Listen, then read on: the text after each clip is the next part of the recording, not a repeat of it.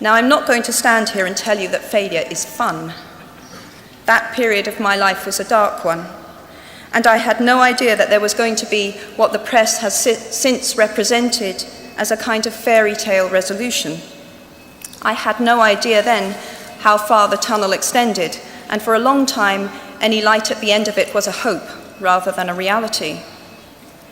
So why do I talk about the benefits of failure? Simply because failure meant a stripping away of the inessential. I stopped pretending to myself that I was anything other than what I was, and began to direct all my energy into finishing the only work that mattered to me.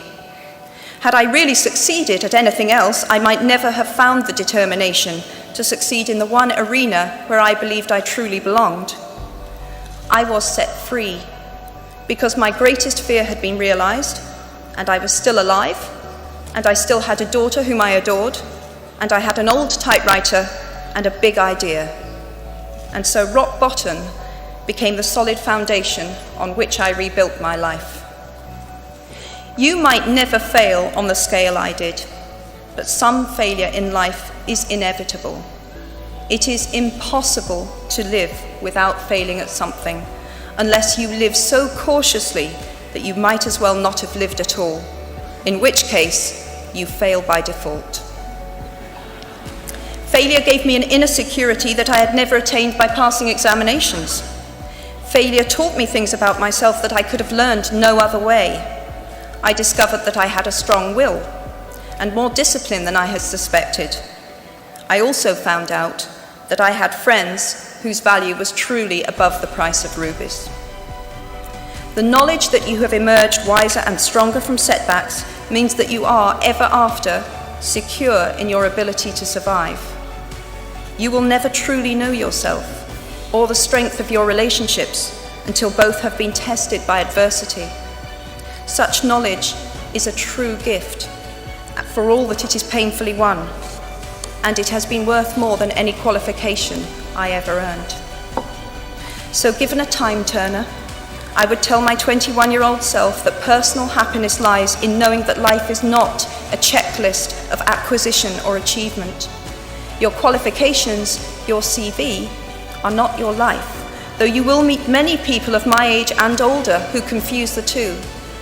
Life is difficult and complicated and beyond anyone's total control, and the humility to know that will enable you to survive its vicissitudes.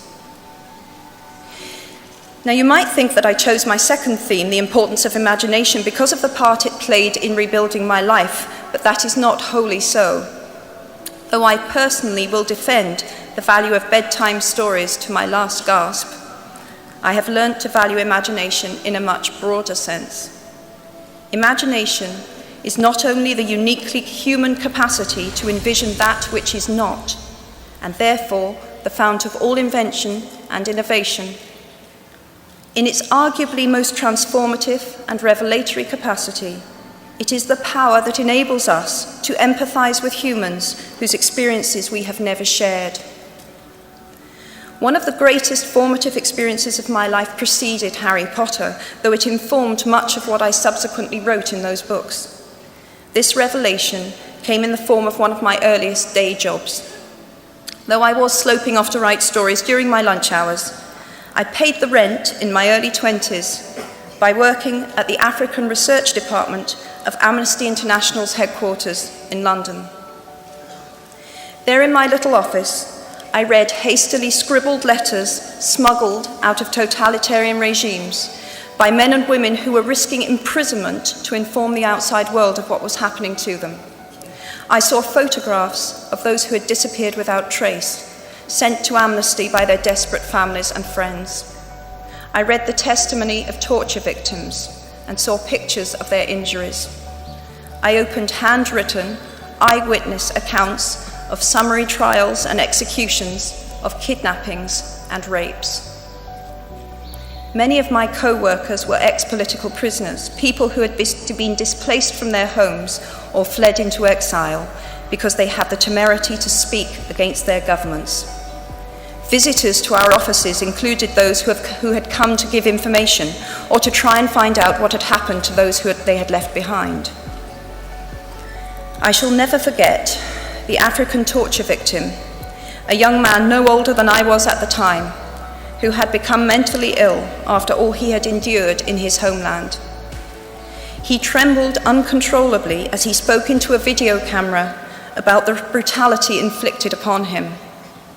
He was a foot taller than I was and seemed as fragile as a child.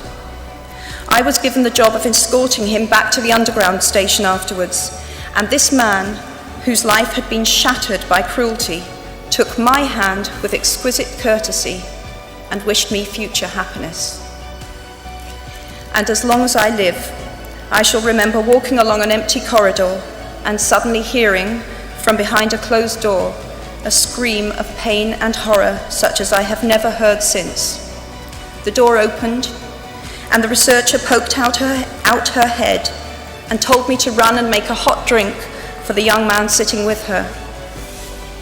She had just had to give him the news that in retaliation for his outspokenness against his country's regime, his mother had been seized and executed.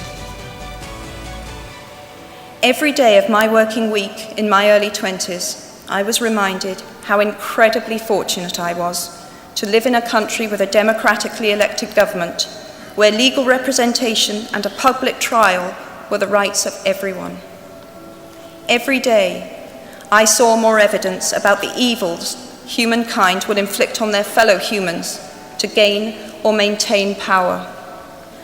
I began to have nightmares, literal nightmares, about some of the things I saw, heard, and read. And yet, I also learned more about human goodness at Amnesty International than I had ever known before. Amnesty mobilizes thousands of people who have never been tortured or imprisoned for their beliefs to act on behalf of those who have. The power of human empathy leading to collective action saves lives and frees prisoners.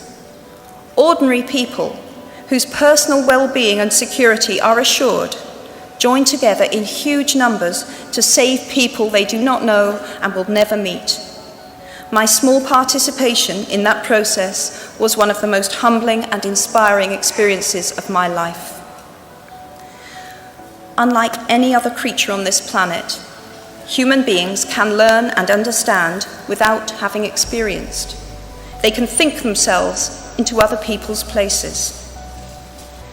Of course, this is a power like my brand of fictional magic that is morally neutral. One might use such an ability to manipulate or control just as much as to understand or sympathize. And many prefer not to exercise their imaginations at all. They choose to remain comfortably within the bounds of their own experience, never troubling to wonder how it would feel to have been born other than they are. They can refuse to hear screams or peer inside cages. They can close their minds and hearts to any suffering that does not touch them personally. They can refuse to know. I might be tempted to envy people who can live that way, except that I do not think they have any fewer nightmares than I do. Choosing to live in narrow spaces leads to a form of mental agoraphobia, and that brings its own terrors. I think the willfully unimaginative see more monsters. They are often more afraid. What is more, those who choose not to empathize enable real monsters, for without ever committing an act of outright evil ourselves, we collude with it through our own apathy. One of the many things I learned at the end of that classics corridor down which I ventured at the age of 18 in search of something I could not then define was this, written by the Greek author Plutarch: "What we achieve inwardly will change outer reality." That is an astonishing statement, and yet proven 1,000 times every day of our lives. It expresses in part our inescapable connection with the outside world, the fact that we touch other people's lives simply by existing. But how much more are you, Harvard graduates of 2008, likely to touch other people's lives?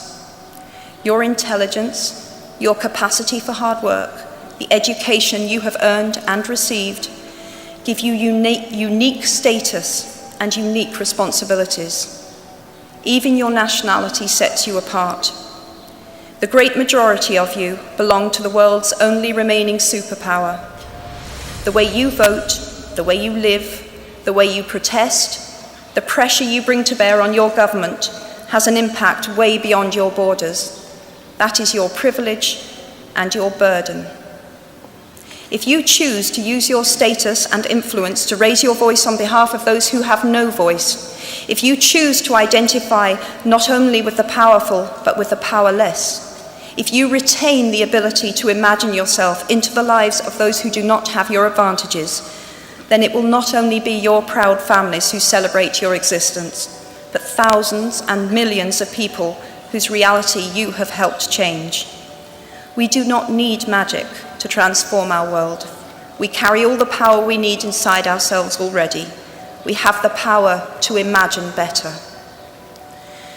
I am nearly finished. I have one last hope for you, which is something that I already had at 21. The friends with whom I sat on graduation day have been my friends for life.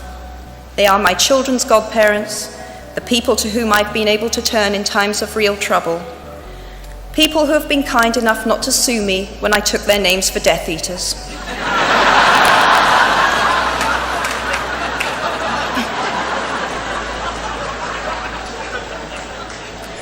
At our graduation, we were bound by enormous affection, by our shared experience of a time that could never come again, and of course, by the knowledge that we held certain photographic evidence that would be exceptionally valuable if any of us ran for Prime Minister. So today, I wish you nothing better than similar friendships. And tomorrow, I hope that even if you remember not a single word of mine, you remember those of Seneca, another of those old Romans I met when I fled down the classics corridor in retreat from career ladders in search of ancient wisdom. As is a tale, so is life. Not how long it is, but how good it is what matters. I wish you all very good lives. Thank you very much.